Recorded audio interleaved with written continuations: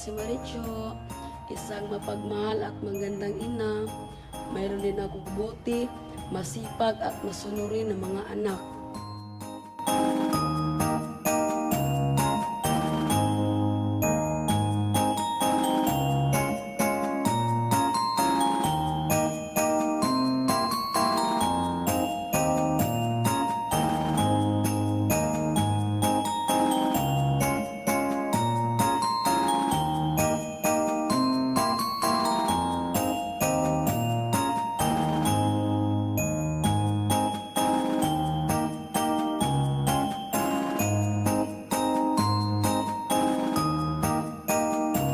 Uy!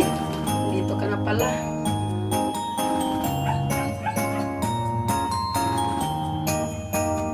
Anak, tawagin mo yung mga kapatid mo kasi kakain na tayo. Baba na kayo, kakain na daw.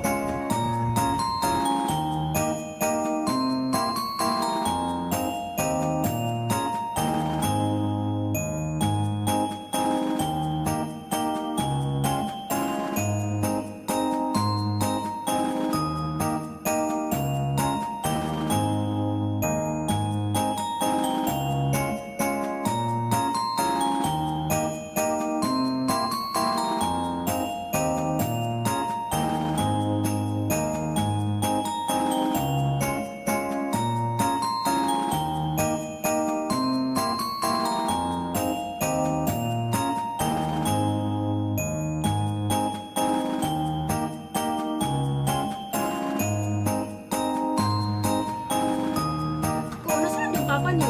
Tawagin niyo nga at kakain na tayo. Ay, munti ko nang makalimutan. Munti ko nang makalimutan ang aking napakagwapo, masipag at mapagmahal na asawa.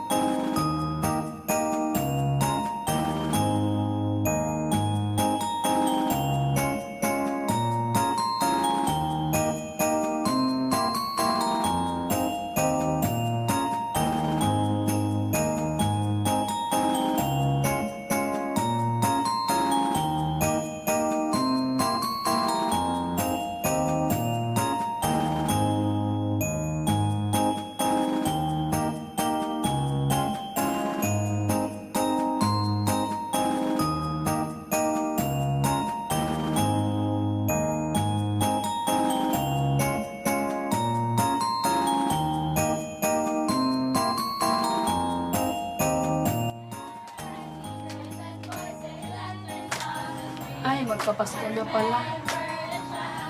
And a major as his needs, wherever there are people giving gifts exchange. Ang mga Pilipino ay kilala sa kanilang pagiging masaya at pagdiriwang at ang Pasko ay hindi magiging kumpleto kung walang mga awiting Pasko. Ang mga bata ay naglalakad sa mga kalye at kumakanta ng awiting Pasko na tinatawag na caroling upang magbigay ng kagalakan at magpasalamat sa mga tao. Let's go po! Thank you,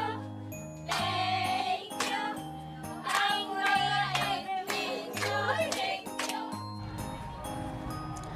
Sa aming mga Pilipino, ang Pasko ay isang napakahalagang okasyon. Ito ay isang panahon ng pagdiriwang, pagmamahalan at pagsama-sama ng bawat pamilya.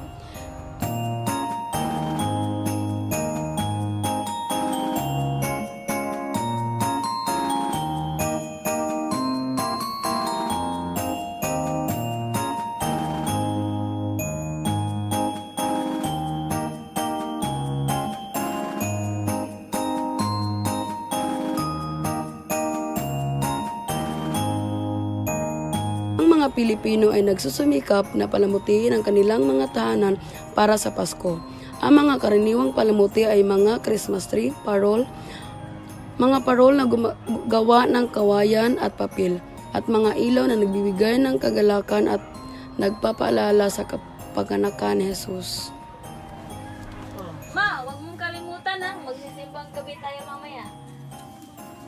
Ito ay isang serye ng siyam na misa na ginaganap mula Disyembre 16 hanggang Disyembre 24. Ang mga misa ay karaniwang ginaganap bago mag-umaga at marami ang nagpupunta sa simbahan upang manalangin at magpasalamat sa Diyos. Ang simbang gabi ay isang pagkakataon para sa mga Pilipino na magnilay-nilay at maghanda para sa kapanganakan ni Jesus.